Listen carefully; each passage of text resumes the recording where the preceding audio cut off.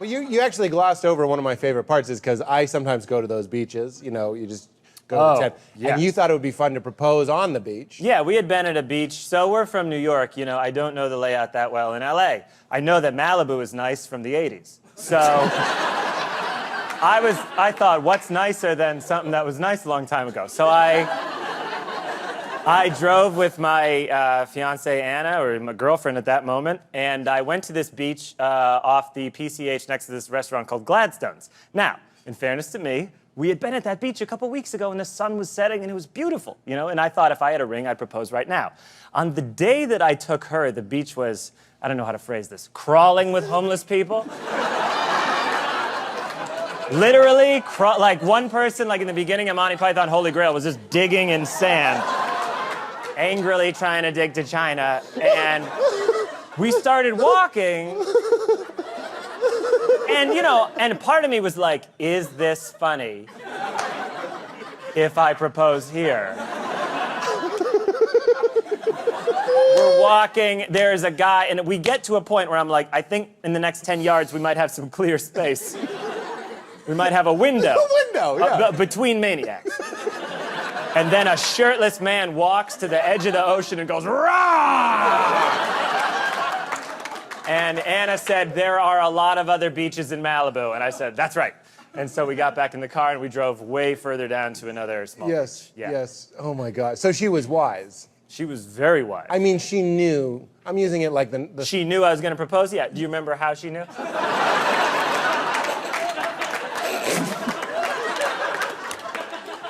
No, she knew what was up because I was like, you know, we got, look, it was a disaster. I got on, we started driving and I said, we're not going to the airport. You know, I thought we'd spend one more day in LA. And like, I have never done any kind of surprise before. So right away, it was just dead silence in the car. And she was like, okay. And then it takes a while to get from Los Feliz to Malibu, apparently. So we sat in silence in the car. Luckily, my manager kept calling to say my pilot hadn't been picked up.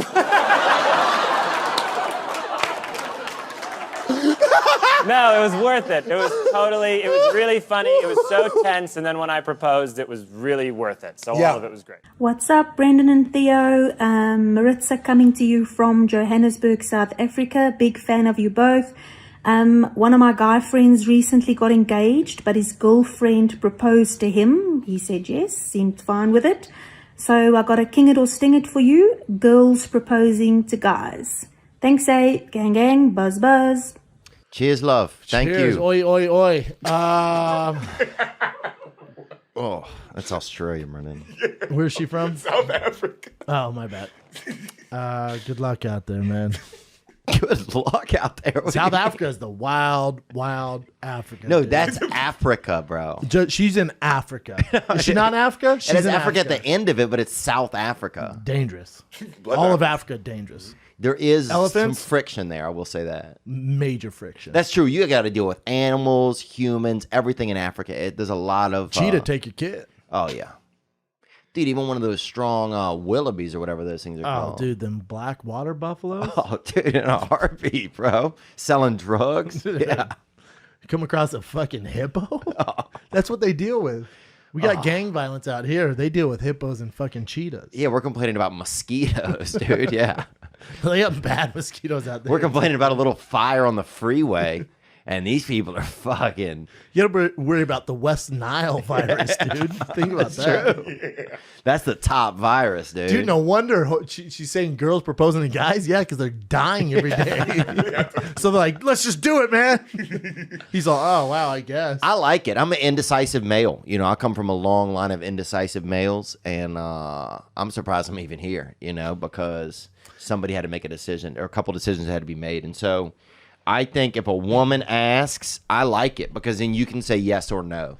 God, I'm a little old fashioned. You know, I'm a little old fashioned. Especially, it depends how the girl does it. If it's like kind of sweet and just kind of, you know, it's the right timing, I guess I'm into it. But if she does CrossFit and she's like real bulky and shit, she has calloused hands and she gets down on her knee. Yeah. Dude, what are we doing?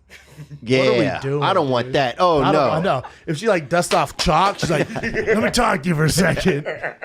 Yeah. Will you? You're like, she get done powerlifting. Like, I don't want that, dude. Yeah, If she actually, jumps out of her Chevy and gets down on a knee, that's dude, true. I'm out, dude. actually, man, the more you bring it up like that, like when it gets to the actual physical act of it, it's You know gonna how be embarrassed you'd be? hella embarrassing. Dude, Yeah. if you're in a restaurant, she orders a full rack of ribs, and you got a salad with salmon on it. She gets down on a knee, and all the dudes like, "What the fuck is happening?" Man? Yeah, she and does. then she carries you out. He said yes. He said yes. You're all gang, gang, buzz, buzz. That's true, man. You turned me out on this one, brother. Okay? Do know. You need to talk to your friend. Okay? I know that There's some exceptions. yeah, where it there's works exceptions. out. If you're in a coma or something like that and your lady Yes. and she found the ring, you were gonna ask her and you're gonna die. Yeah, that makes sense. And that's beautiful, man. But yeah, she gets out of a truck, leaves the truck running. And gets out because she has to Leaves go it back in- to she has to go back to work. Leaves in park and takes her construction hat off, gets down on a knee, and then jumps in the car and farts. No, dude. See you at home, buddy. Wedding proposal advice. Dear Bill, bald as my balls burr. All right, somebody got the fucking manscaper. I discovered your podcast a few months back while working during this pandemic. Shout out to all the essentials. And I can't tell you how much I've been addicted. Oh, that's great. Thank you. I regularly tune in Mondays and Thursdays and look forward every week, and am currently listening to earlier podcasts from this year, pre-COVID shitstorm. Anyway, I'm a 24-year-old dude, and I've been with my girlfriend for a couple of years now and have been thinking a lot lately about popping the question. We are both the same age and have stable jobs, and we don't see ourselves leaving anytime soon. Things are great in our relationship. I am not yawning about your life.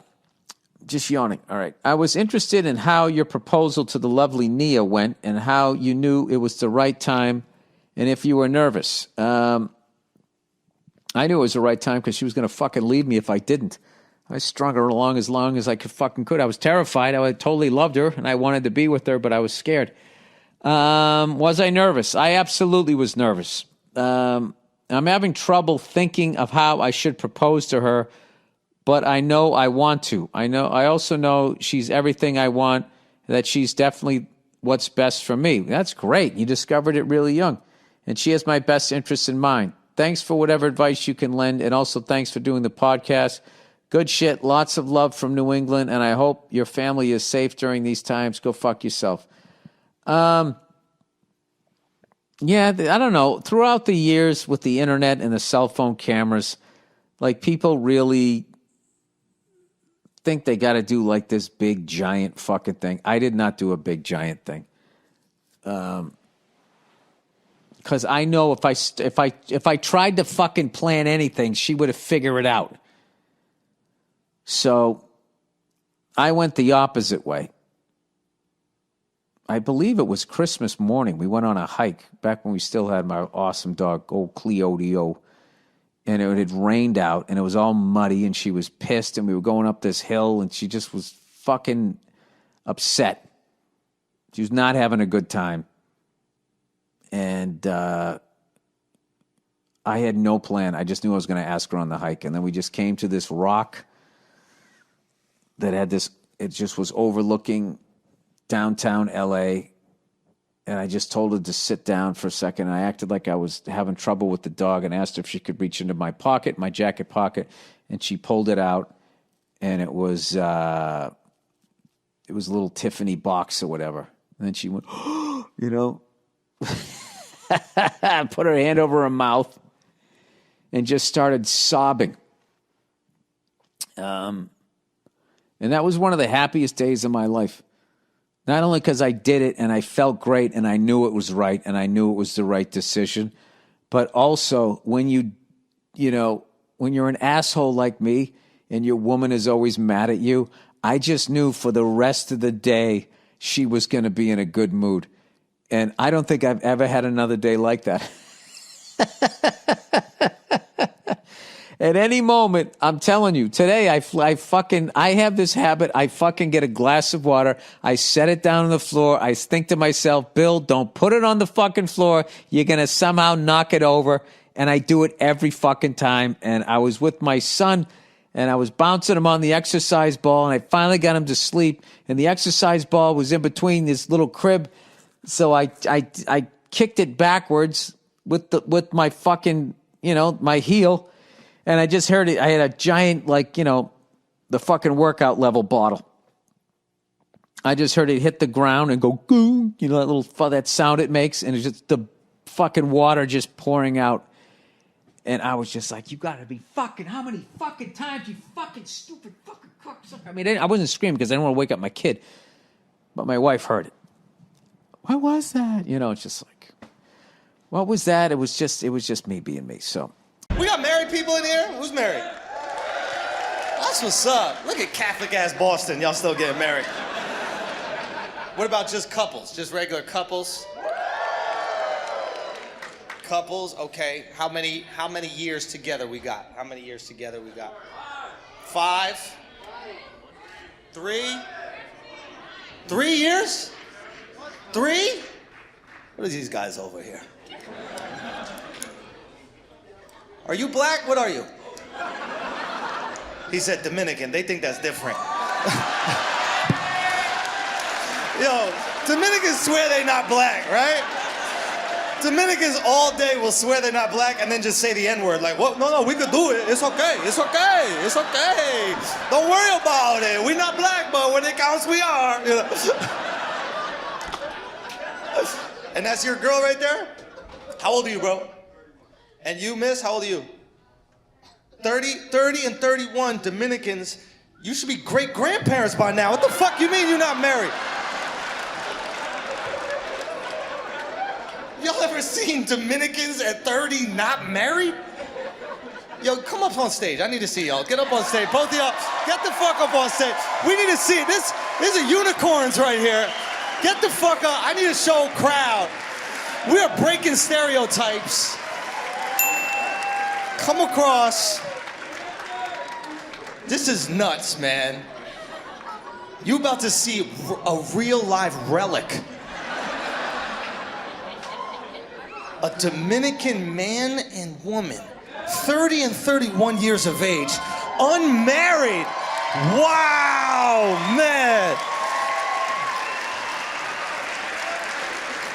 I cannot believe this. So you said you've been together for how long? 3 years they've been together? Oh shit, let me give you this so that they can see you. 3 years you've been together, man. Why aren't you guys married? Ask him.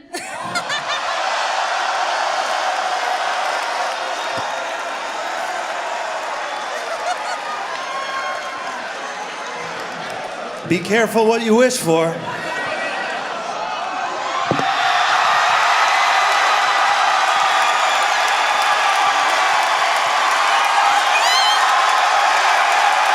you marry me?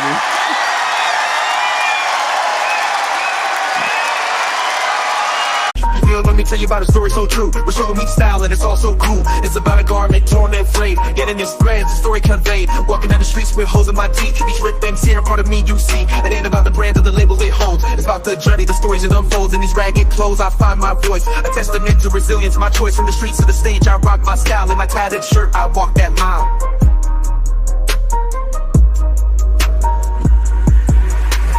Ripped and torn, but still I stand in my ragged attire. I command, it's not just fabric, it's a statement I preach. In my threadbare garment, I find my reach.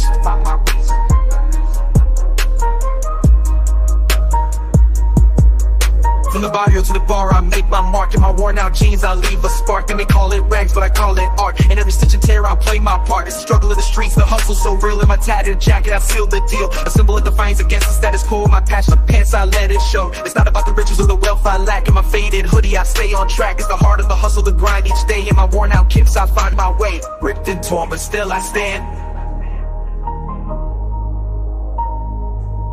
In my ragged attire, I command. It's not just fabric, it's a statement I preach. In my threadbare garment, I find my reach. So here's to the ones with the clothes that tear in our patched up attire we have. So let the world see our garments worn. For in our rags, our stories are born. In the language of the streets we speak. In our torn up clothes we find our peak.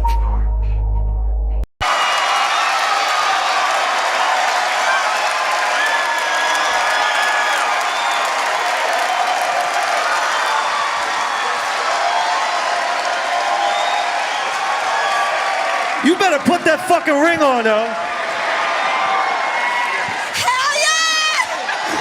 Were you married?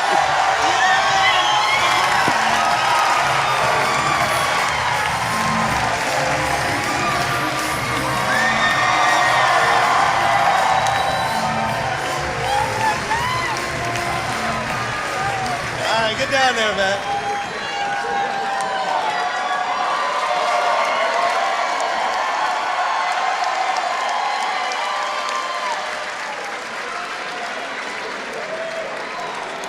I just want to let y'all know that we were prepared if she said no. Hit it.